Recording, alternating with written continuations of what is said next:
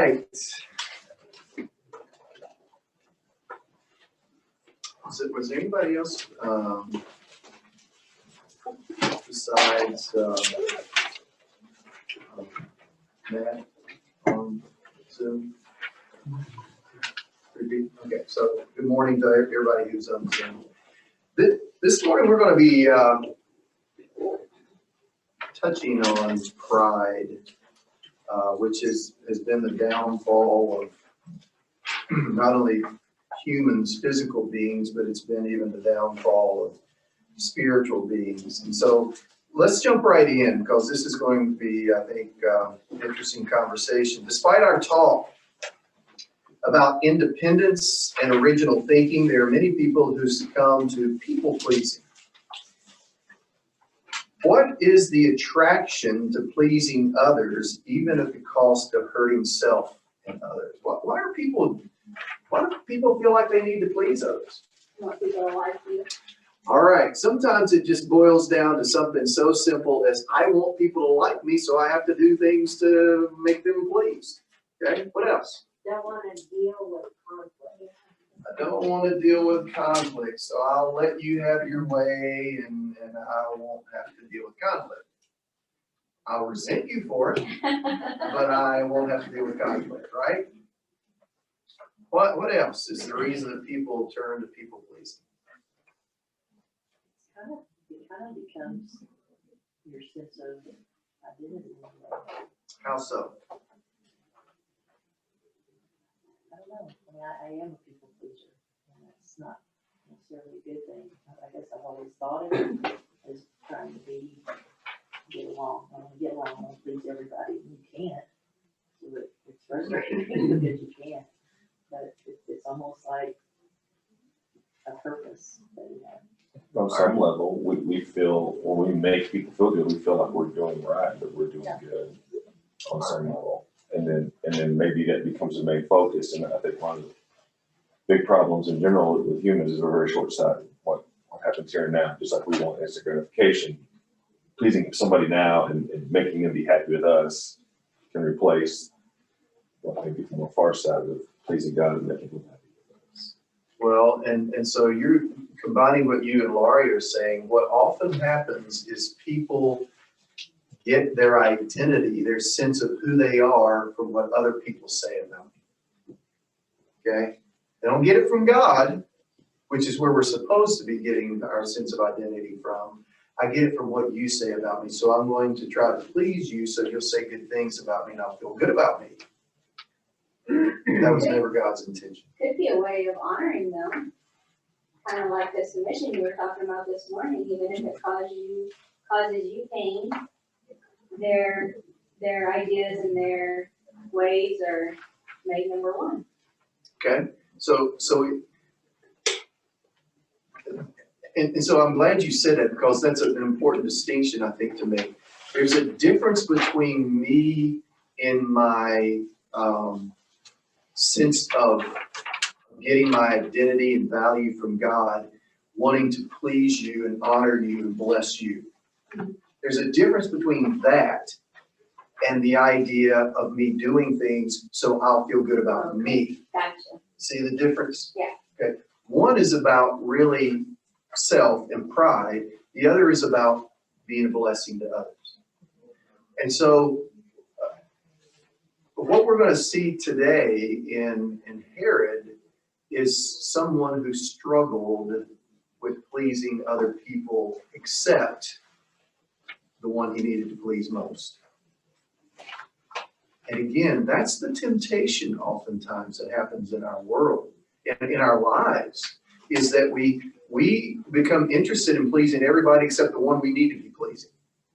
So let's look at Mark chapter 6, 17 through 20. Somebody read those verses for us. Herod himself had given orders to have John arrested, and he had him bound and put in prison. He did this because of Herodias, his brother Philip's wife, whom he had married. But John had been saying to Herod, "It is not lawful for you to have your brother's wife." So Herodias nursed a grudge against John and wanted to kill him, but she was not able to. Because Herod feared John and protected him, knowing him to be a righteous and holy man. I'm sorry. There's period. I can't see through this mask. I understand. When Herod heard John, he was greatly puzzled, yet he liked to listen to him. Okay. Herod Antipas became the tetrarch over Galilee and Perea for the Roman Empire after his father Herod the Great died.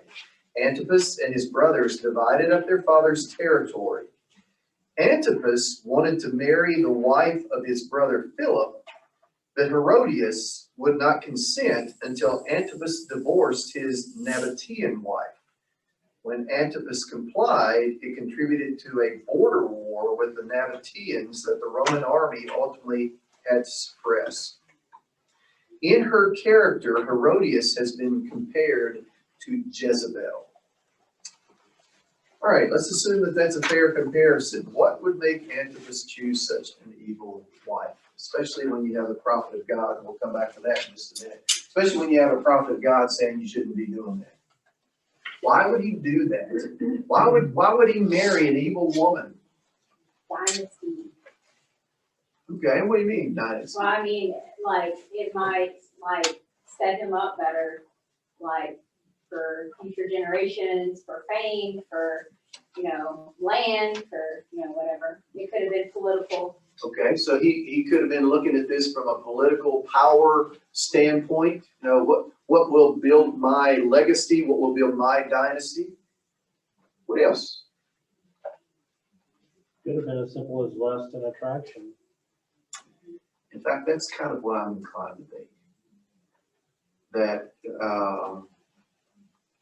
probably looks and some type of emotional connection where he was just drawn to her. I just read this morning in my devotional time. Remember what Samson said when he came across a Philistine woman? She looks good to me. Get her for me as a wife. Didn't even know her. Didn't even know her name. Okay? And I hate to acknowledge this, but it's the truth. We men can be that brutish. Where it's just, oh, she looks good, so get her for me. Some women just have that, that power over her. Things like King Henry with Anne Boleyn. She was able to get him to divorce whoever was before him. And stuff. So there's just some women and some men that they're able to manipulate. Men can get hypnotized in that way and completely miss all the character flaws there and just say, she's captured me. And women know how to put forth their best self, even if it might be a trick. All right, so that's to get him, and then they're going to go back to to these and maybe that some of that was going on here. So, question 3.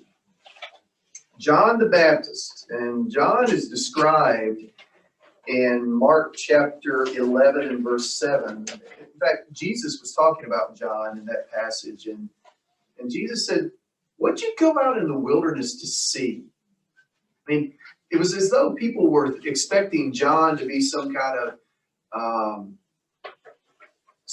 weakling, some kind of inferior that you could just kind of push around. He said, "What did you go out in the wilderness to see? Did you expect to go see a reed shaken by the wind?"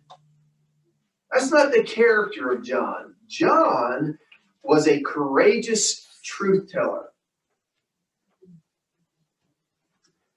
What happens to courageous truth tellers? They make enemies well. And John did. Even though he was speaking truth, even though that truth would have been liberating and freeing, and it was a loving thing to speak, he developed enemies. All right, so that's John the Baptist. John the Baptist was a very vocal thorn in the side of Antipas and Herodias and their marriage. What was John's complaint, and why didn't Antipas initially do anything about it? He was saying it was unlawful to marry your brother's wife initially. But Herod said that he feared and protected John because he knew he was a righteous man. He respected him and knew what he was saying was right, but didn't have the discernment and wisdom to do what he said to do was right. Yeah, and we're gonna come back and talk about some of the specific mistakes Herod made along those lines. So he said, it's not right for you to be married to her. Was still dead. You know, He must have been alive, because it wouldn't have been, well, I guess Herod's divorce from his Nabatean wife could have constituted adultery as well. But I don't know for sure, but I'm supposing that Philip is still alive.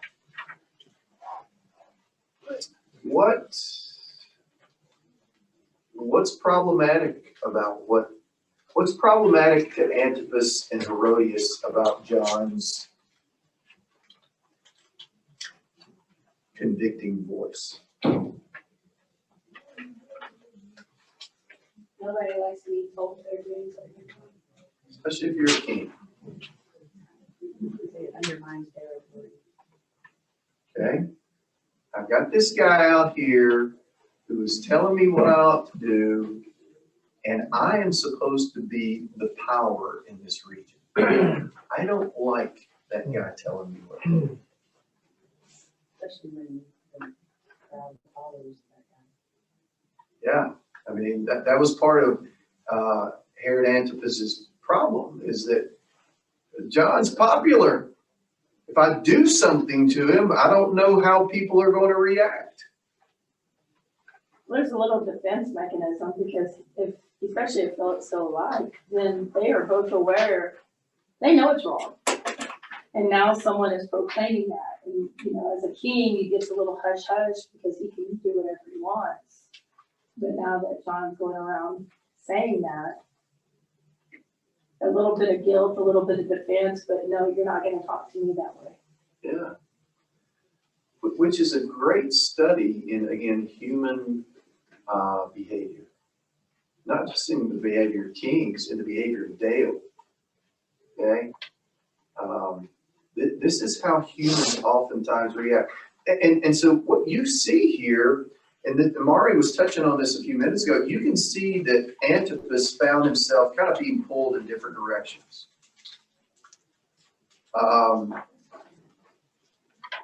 And that's usually the outcome when you're not wise. Is you're pulled in different directions, and in this case, he chose the direction that he thought had the least resistance to it. Go ahead. With Herod saying that he feared and protected John because he was a righteous man, kind of tells us that he was a righteous man, meaning a man of God.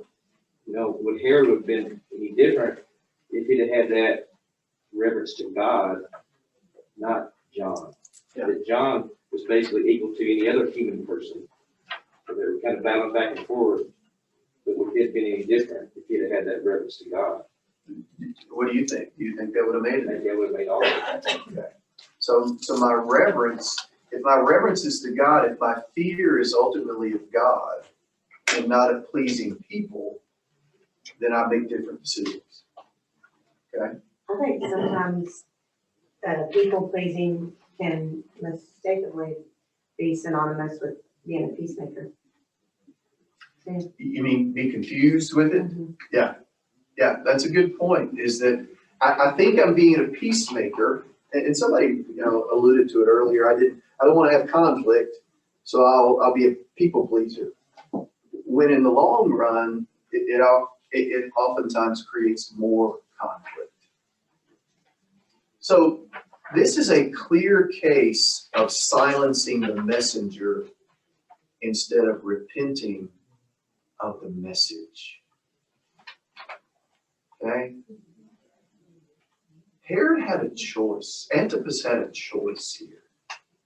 Will I listen to the word of God through the prophet John the Baptist, or will I ignore it and have to shut him up?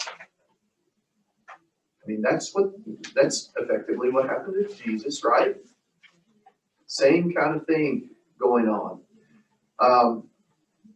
So it's interesting to me that despite his rebellion, Antipas was fascinated by John.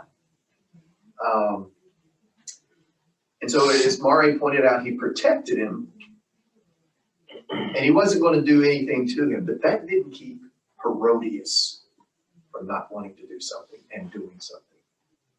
And she did. So let's read that. Mark 6, 21 through 29. Somebody read that. But an opportunity came when Herod on his birthday gave a banquet for his nobles and military commanders and the leading men of Galilee. For when Herodias' daughter came in and danced, she pleased Herod and his guests. And the king said to the girl, "Ask me for whatever you wish, and I will give it to you." And he vowed to her, "Whatever you ask, I will give you up to half of my kingdom." And she went out and said to her mother, "For what should I ask?" And she said, "The head of John the Baptist." And she came in immediately with haste to the king and asked, saying, "I want you to give me at once the head of John the Baptist on a platter." And the king was exceedingly sorry, but because of his oaths and his guests, he did not want to break his word to her. And immediately the king sent an executioner with orders to bring John's head. He went and beheaded him in the prison, and brought his head on a platter and gave it to the girl, and the girl gave it to her mother. When his disciples heard of it, they came and took his body and laid it in the tomb. Mark doesn't record it, but I just want to throw this out there. It's kind of a tangent a little bit. When Jesus got word of these events, you remember what he did? He told his disciples, "You guys go on. I'm going to go up to the hillside mountain and pray." This affected Jesus. This was a foreshadowing of what was going to happen to him. And so the impact here, the reason I point this out is because what the events here didn't just affect John the Baptist. It had significant ripple effects to other people. And so let's talk about. Was that when he told his disciples to go and tell them that, quoting Isaiah 60, the prisoners will be set free, and except he didn't say that one, but the poor will be, I don't know, is that the time? Well, Earlier, I think. yeah, it was earlier Okay. in his ministry. He was quoting, I think, Luke chapter 4 is where he's in the Nazarene synagogue, and it was quoting from that. All right, despite the waffling of Antipas, Herodias kept her grudge against John the Baptist. What errors in judgment do you see in Antipas that only got him deeper into trouble? All right, so what's the first thing, and it may be easy to overlook, that we read here? What's going on? What's the circumstance? All right, whose birthday? Who threw the party? Herod threw a party for Herod. Does anybody find that a little interesting? That's what I have to do if I want to party. This is reality, isn't it? What's reality too, guys? We were getting. We do it for our children, we're doing it all. We all feel with you, Brad. All right, so, I mean, what does it say when a person has to throw their own party? Okay, and so we're going to assume both, all right? We're going to assume both about Herod, but that didn't keep him from proudly throwing a party for himself. What's another thing you see that's an error in judgment here? He's got Care her. too much about what his friends thought. All right, later on in the process, let's come back to that. Okay, let's I come would back say to he's got that. a problem with women. What do you mean? You got a problem? Well, the girl was dancing, everybody loved her, so I'm gonna give her a wish, she can have whatever she wants. Okay, Again, we're getting lots of errors of judgment. He's probably drunk by this point. All right, so that's the next one I see. So let's talk about that one and come back to the one Amy has talked about and get to the one Stephanie's talked about. What do you mean? Drunk? What? That's what you do at parties, right? It's your own personal. It's your birthday party. I don't want to trouble for yourself. But yeah, to me, you see a guy in Harry that is all about himself and his own pleasures and whatever is going to bring me pleasure. And when he gets to that point and the excess of alcohol is giving him pleasure and he's feeling freely and I mean, he offers her up to half his kingdom. Wow. What's he, I mean, that's crazy. Just because she's pretty, just because she looks good, she's dancing and she's provocative, you can have half my kingdom. What? Okay. But to get to that point, He's not doing it. you're a little inebriated. Yes, sir. All right, so the next problem is that the introduction of alcohol has far-reaching effects, and doesn't it always? I mean, it's a little inebriated? Huh? Is there such thing as being a little inebriated? Well, I mean, depending on who you're talking to. Yeah. But it's interesting. You look at situations that go bad, and you trace them, and a vast majority of the time, alcohol has had some piece in it resulting in that. So again, we have pride throwing his own party. We've got alcohol introduced. Herodias's daughter comes in, and she does what? All right, what's the reaction to this dance? I mean, what does he promise? What man, I mean, what person in their right mind would make that kind of promise without it being really, really provocative?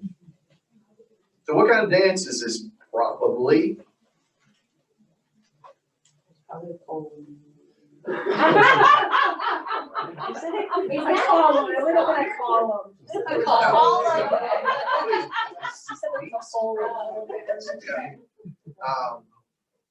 Stephanie asked the question, was this not his daughter? No, it's probably his niece. This is probably the daughter of Philip and Herodias.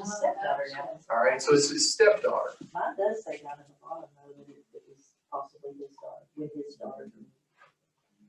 Okay, well, it probably is some kind of erotic dance that stimulates, all the guys are oogling her. And so he makes this rash, here's the next thing is, he makes this rash vow. I'll give you, what do you want? I'll give you anything up to half my kingdom. That's stupid. That's stupid. Well, Yeah, she was sent by her mother. to the detriment of John the Baptist, she went to ask her mother. All right, so she comes back after talking to her mother, and she says, well, what does she want? That kind of gives you a picture into how controlling Herodias was a little bit.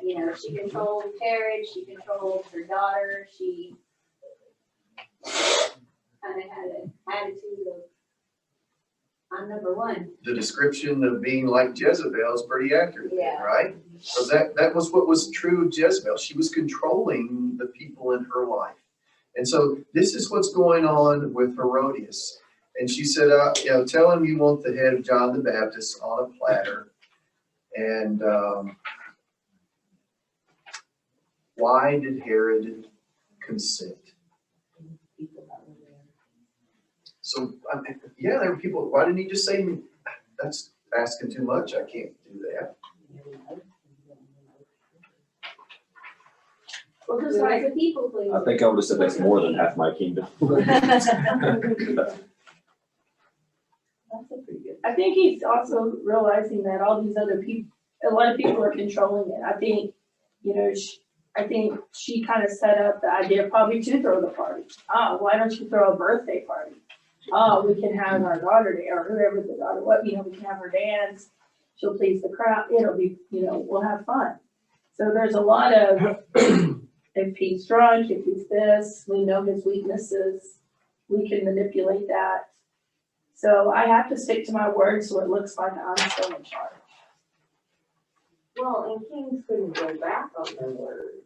In the story of Esther, I think, he had already made the plan that they were gonna people, but then they could fight back. So kings can't go. Well, we're going to see in just a moment that there was a provision that would have allowed that. And that's what makes this, again, more deplorable. So he went ahead and he killed God's prophet instead of repenting.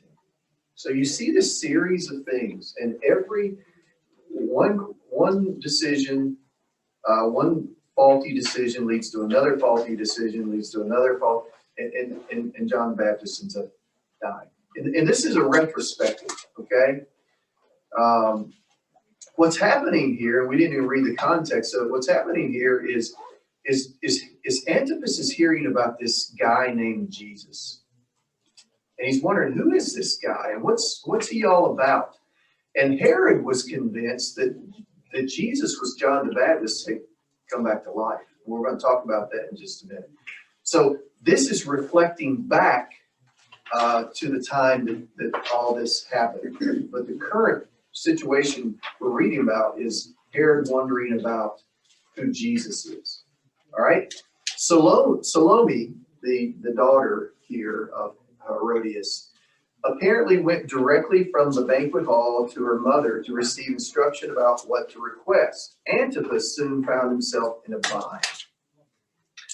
What could he have done instead of having John the Baptist executed? And here's where, and I didn't know this until I read the study and the materials that were provided.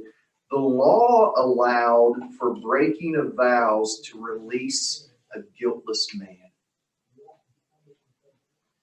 That if, in this case, John the Baptist was a guiltless man, in other words, he did not deserve to be executed, and a vow was made to execute him, you could get out of the vow because he did not deserve that kind of punishment.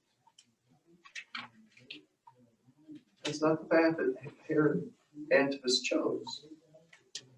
So, why not? John's life was not hers to give or take. He had no authority over that, like you say in the law.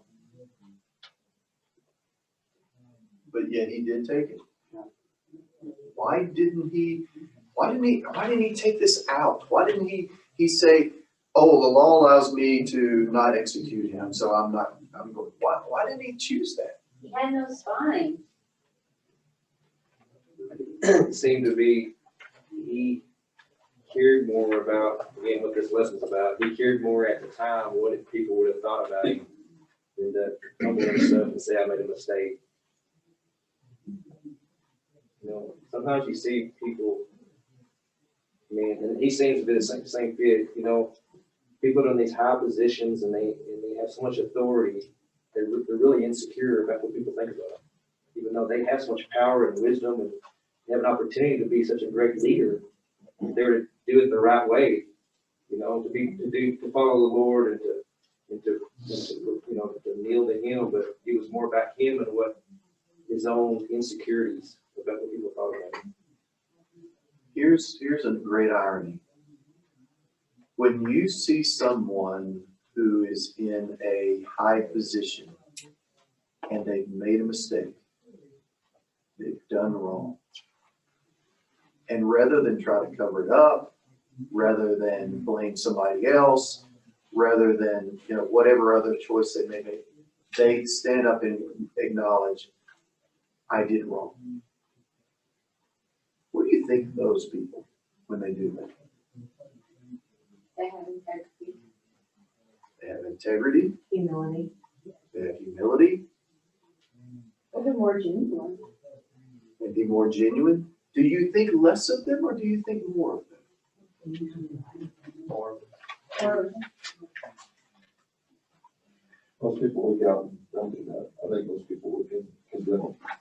I think those are the that's why they do it. Okay, so the fear is if I'm honest, I'm gonna be condemned. And so I'm gonna have to continue to lie because I don't want to be condemned. So you see the dilemma that Antipas is in. What will happen if I admit being wrong? What will happen? What happens if he stands up and said, I didn't handle this right? he would have had some conflict. You know, at least from the person he gave the oath to, and possibly those that were there inebriated as well, feeling that she deserved what she was told to get. She was going to receive. What would he have looked like if he had said, I let alcohol get the best of me. I let lust get the best of me. I should have respected God's, what? The people would have thought that. Well, I was just saying, people, political people who want to take advantage of stuff, to use that too. Okay, so if he had enemies, detractors, who do that, hey, that guy's incompetent. He doesn't need to be in a leadership position. To the world, he looked weak.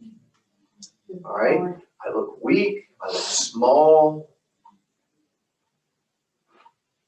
And so again, in order to control people's thoughts of my image, what's happened in the United States, and you're familiar with this, for years, I guess since television and I guess it probably preceded television, but people have gone into image management instead of practicing integrity. Okay? I want to control what you think of me, not whether I'm really what you think of me or not. Image management. You know, we have a whole industry of that, right? I mean, people have publicists. What are publicists? For people who are famous, what do publicists do? Manage bad press, or manage press or anything. Yeah, and their purpose is to promote this person somehow, keep them in front so that the machine of income. And that's kind of what Herod felt succumbed to here, is that I want to control my image. Well, that's dangerous. But I feel it at times, don't you? You know, Well, and he probably still wasn't thinking any clearer. I mean, he may have been more drunk. By that time, I don't know how much time passed, but. Yeah.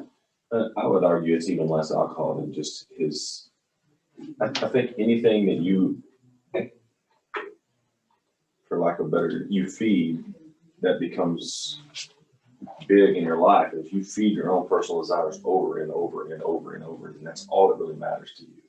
I read a little article a minute ago. It said that he kidnapped Herodias from his brother. Hmm. I mean, I'm going to get it. It's just, what about I want this. And in his mind, he's probably thinking, when I offer her something, I'm going to get what I want in return. It's just, you feed that. I just think that becomes, that's himself was his idol, whatever pleased him, whatever put him in his position. So to put it in very biblical terms, he fed his flesh.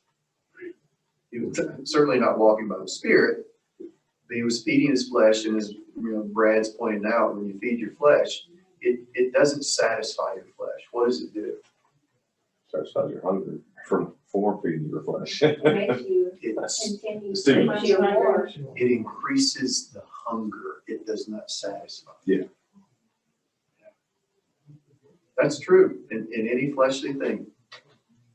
And we all know it because we've experienced it. And because there's always a letdown, you know, and you think, well, that wasn't enough. Yeah, I gotta have more. That's what happens when you feed the flesh. There has to be more. No, I think there's also an example where if you end up doing something so extreme like this, and you sort of back up and back up and back up, and say, okay, you know, what led to this? Well, obviously there was the decision to, you know, marry brothers, you know, all of that, but then there was the, okay, well, why'd you put John in prison? Like, what's the problem? Is a felon, kill him or not? You know, why would you be upset about that?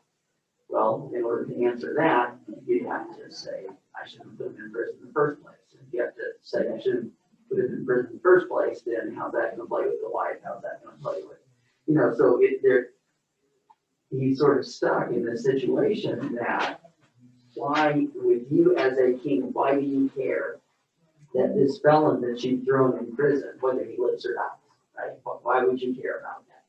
The reason is because he's innocent, you know, but you kind of see how it sort of just each step gets it closer to where you can't back out now. And my brothers and sisters, every single one of us can find ourselves in the same position if we're not careful.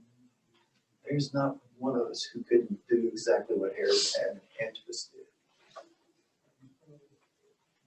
So the need to be self-aware of our own vulnerabilities, I think, is important. It's not the same position Pilate was in with Jesus. He wanted to please the crowd, even though he, in judgment, knew how many crimes. This is an innocent man. And ironically, it's kind of the same, you can let an innocent man go. You know, he wanted to use that kind of same clause, but didn't have the courage. But Pilate had a better wife. He did have a better one. That's exactly right. So let's again come back to that point of what was going on at the time that triggered this memory. Somebody read Mark 6:14 through 16.